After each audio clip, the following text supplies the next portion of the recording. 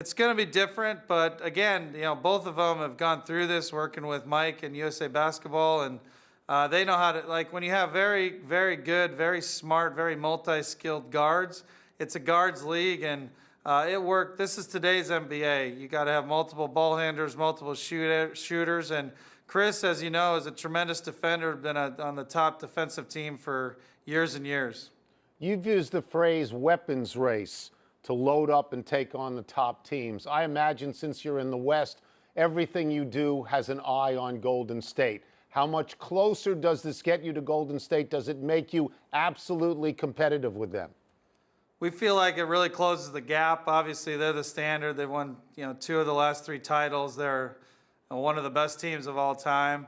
Normally as we're planning this out, we're trying to get in that 60-win range, which really gives you a very high probability to be the one who's holding the trophy at the end. Unfortunately, in today's NBA, you win 60 wins, your odds are usually a little longer than you even want to admit. But, we've got James Harden in his prime. We got Chris Paul in his prime.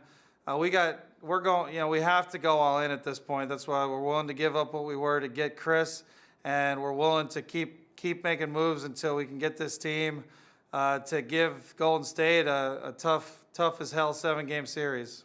Yeah, I've been asked that a bunch. I think it's pretty simple. Whenever you can add a USA Basketball member, a Hall of Famer, it's pretty easy to make it work. The guys who can play with James Harden are players who can defend, shoot, and handle the ball. Usually we have to pick one of those 3.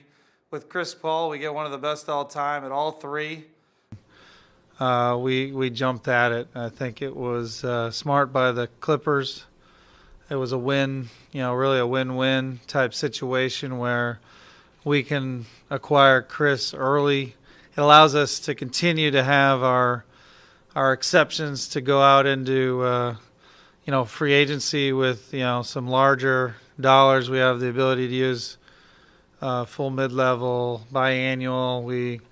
What I mentioned about Mr. Alexander giving us all the resources, we were able to pick up players and also give ourselves essentially a traded player exception that's in the 11 million range. So it gives us a lot of flexibility. Like in a year where we're going all in, it's important to have more resources. Whereas if you wait till July and you hope to sign Chris later after he has meetings with multiple teams. You don't know how those meetings are going to go. So when the opportunity to trade for him early, we jumped at it, came together quickly. We would have been down to minimums if we signed him in July. So, I think once you're close, and especially chasing these, super teams out there that we're trying to join, you have to keep your resources dry to keep improving the team, because it's not just to have James Harden. It's not just enough to have Chris Paul and Eric and Trevor and the great players we have, but you got to continue to have flexibility to get better again. So that was really the reason why an early trade was worth so much to us, that when you're at the 10-yard line, you got to be able to get yourself all the way to the touchdown and not just get stuck at the 10 with no more resources to upgrade the team. So we now walk into free agency knowing what financial tools we have to get players, with Chris Paul and James Harden recruiting those players, versus the other way. We're meeting, hoping to convince Chris, to stay. Hoping to convince Chris to come to the Rockets, and that's very different than on July 1, having him in hand, and now those players want to come play for 2 of the best playmakers ever. I do think the teams that move quicker do better. I think that's the history. Obviously, as time goes on, there's less value to the other team with the remaining amounts of their contract. I think that, if you wait until the bitter end, then people are, sort of playing off, their different options of signing him and things like that. So, again, I think the Clippers got a lot of value in this deal. They got a lot of they got more than most superstars have been traded for in the past, and it's because they went early, and there was a lot of value of that to us, and we were able to give that to them. Paul's a tremendous defensive guard. Not everybody in this league is great at defense, especially smaller players. I think he's a tremendous defender. When I go watch the Clippers play, he turns guys, right-handers to the left side. He fights through screens. Was his ability to defend and Harden sometimes struggling with that, was that part of your interest? Yeah, I mean, Chris Paul's, I'd say an underrated defender, but I think he's been on the all-defensive team, like, maybe every year for the – I got to go back and look. But he's a tremendous defender. That's a huge factor. Whoever is next to James needs to be able to shoot or defend or handle the ball, and we just got a Hall of Famer who does all three of those. And so we're extremely – I mean it and honestly – and the guys next to Chris need to be able to shoot and attack. So I think it's going to be an unbelievable fit. And I've had a few people question it. I'd harken back to the people who are wondering whether or not Durant should join Golden State. That seems to be working out fine. I would say, whenever you can add a Hall of Famer, it's a good day. Well, I also think that Harden and Paul are smart guys, and I think Wade and LeBron didn't ideally fit, and they're smart guys, and Durant, Steph, Clay, Draymond are smart guys. And I'm a big believer in guys that stay in school a few years, like Draymond did, and Clay did, and Steph did, and by the way, Chris Paul did, and Harden.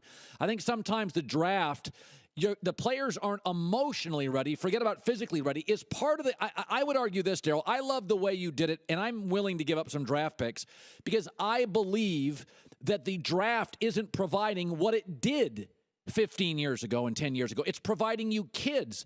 Does that go into your thought process about just getting adults in these deals? It goes – you're a little too down on picks, in my opinion, but I would say – it goes to our process when we're at the stage we're at as a franchise. I think the picks for the teams that are rebuilding they're really looking for that next guy who can be a top 20, 30, 40 player in the league.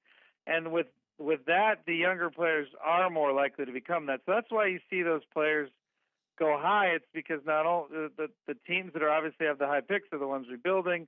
They're going for the upside. And the nice thing is it does leave these, very good later players. We just had to include one in the trade. Montrezl Harrell stayed multiple years at Louisville. He contributed to us.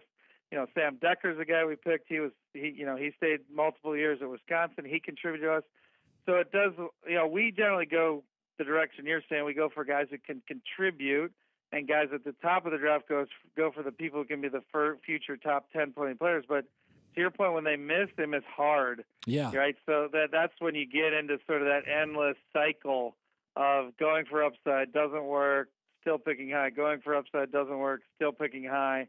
If you have a destination city like ours, it makes a lot more sense to go the direction we do, which is like get very good contributors who have still some upside because you can be a destination for free agents. And that's but I think to be fair to those teams, I think I've heard you criticize them before.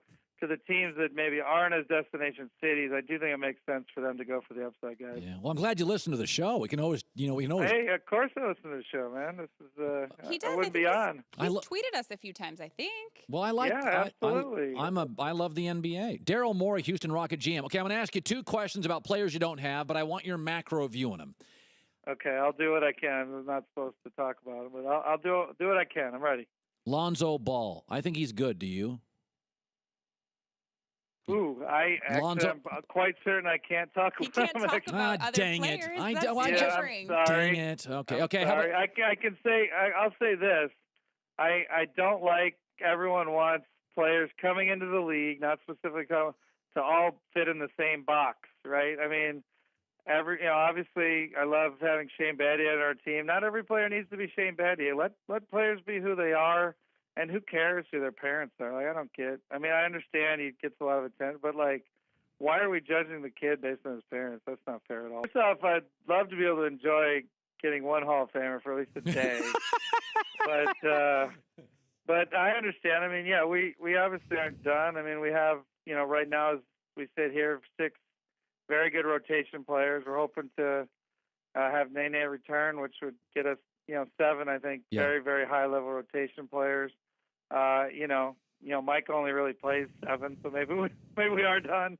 But no, I think we want to get to 8 to 10. And I also would say, people last year were saying, hey, it's great, you got a great system around James, and I answered consistently last year, that's good, but I think to win the title, as many USA basketball players you can get as possible, and I would give that answer. I just think the more USA basketball players you can have on your team, the better it is. So we're obviously extremely excited about this group.